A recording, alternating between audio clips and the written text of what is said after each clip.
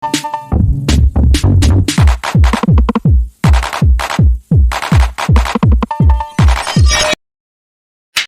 dalam konten sekarang ini, nah ini baru konten tutorialnya ya.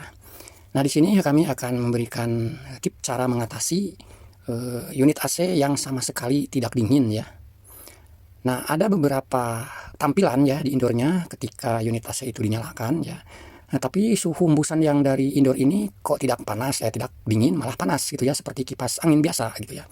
Ada yang memberikan tanda atau sinyal dengan LED timernya berkedip seperti ini, lalu lama-lama mati sendiri, daun swingnya tertutup sendiri gitu ya. Ada yang istilahnya untuk AC-AC yang dulu gitu ya, ada yang langsung begitu dinyalakan beberapa menit kemudian langsung mati gitu kan, dengan tanda daun swingnya tertutup. Nah pas kebetulan ya indoor AC ini lumayan lama ya, untuk tipe dan kapasitasnya ini adalah 3/4 PK dan freonnya juga masih mempergunakan R22.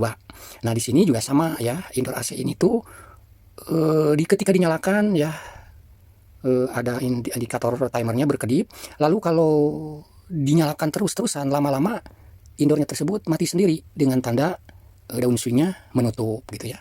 Nah di sini kita perlu memperhatikan permasalahan seperti ini tuh biasanya ya ada di outdoor unit. Nah berhubung ya kami ini kerja sendirian, untuk memastikannya harus segera dari mulai menghidupkan indoor harus segera ke bagian outdoor, terkecuali kerja berdua atau ada yang membantu menghidupkan indoor unitnya, kita standby di outdoor. Karena apa?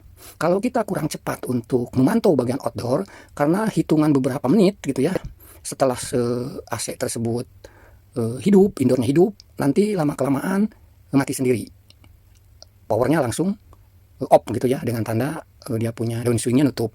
Ya, sehingga kalau kita kurang cepat atau tidak ada yang membantu menghidupkan indoor lalu kita standby di outdoor, berarti tidak kepantau apa penyebabnya gitu ya. Nah maka dari itu di sini berhubung kami sendirian, kami lakukan hidupkan indoornya dan kami segera mungkin ke bagian outdoor unit gitu ya. Nah kami ini buru-buru ke outdoor unit dan di sini sudah terdengar ya hanya suara kipasnya saja atau blowernya saja yang berputar, tetapi suara mesinnya tidak ada. Nah, justru terdengar sesekali ya, semacam kompresor itu mau start, tapi susah, dengan ditandain ada bunyi cetik. Itu namanya overload ya, memutus arus listrik yang menuju ke kompresor. Nah, untuk permasalahan seperti ini ya biasanya kapasitor yang bermasalah, karena ditandai dengan ada suara semacam kompresor mau start, agak sedikit ngedengung, lalu ada bunyi cetik gitu ya, itu suara overload. Itu biasanya permasalahannya di kapasitor kompresor yang bermasalah. Oke, kita buktikan ya. AC ini kita buka ya.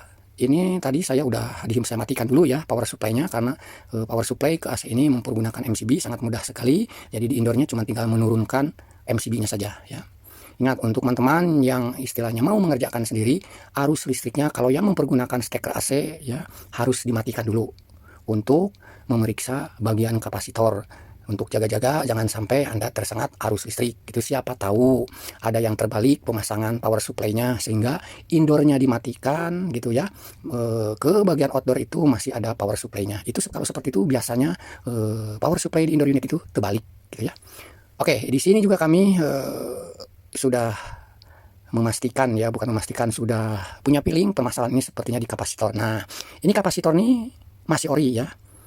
Dia punya kapasitornya ada kayak semacam tali air gitu ya. Nah, ini juga kami juga tetap, walaupun MCB-nya sudah saya turunkan, khawatir di MCB-nya justru netralnya yang diputus ya, kita cek dulu lah untuk keamanan gitu ya. Karena ini MCB-nya bukan MCB sentral ya di box pembagian, tetapi pengganti steker yang kaki 3 itu ya, power supply yang langsung ke indoor unit itu mempergunakan MCB gitu ya. Tetapi aman. Ya di sini sudah tidak ada arus listriknya ya, kabel yang menuju ke outdoor unit ya. Nah di sini cukup lumayan awet juga nih AC ya, baru kali ini untuk penggantian kapasitor ya. Anda juga bisa ngebayangkan ya, ini usia AC ini udah berapa tahun gitu ya. Sudah tidak asing lagi ya untuk AC yang mempergunakan freon 22 itu emang bandel-bandel ya. Ini juga baru kali ini mengalami permasalahan di kapasitor gitu ya.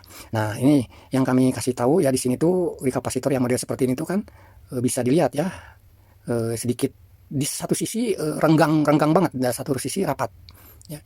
Ini sudah dipastikan ya, kita anggaplah ini tali airnya gitu ya. istilahnya ya, yang kayak spiralnya ini.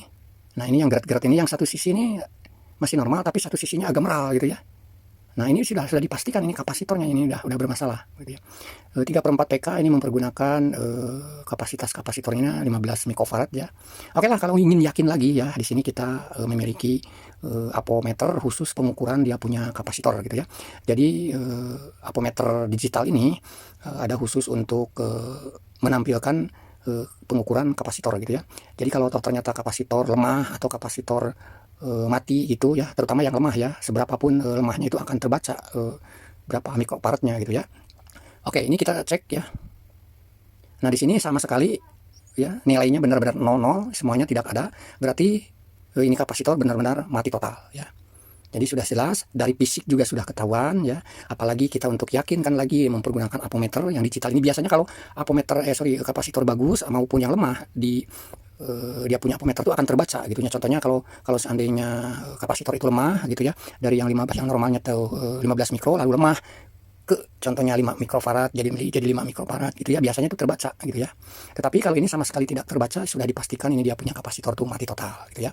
Nah berhubung ini kami juga malam hari gitu ya, pas kebetulan emang biasanya sih kalau kami kalau malam, kalau siang hari gitu ya masih sempat lah untuk membeli di area Cipete, Cilandak gitu ya, masih adalah toko-toko spare part yang masih buka gitu kan.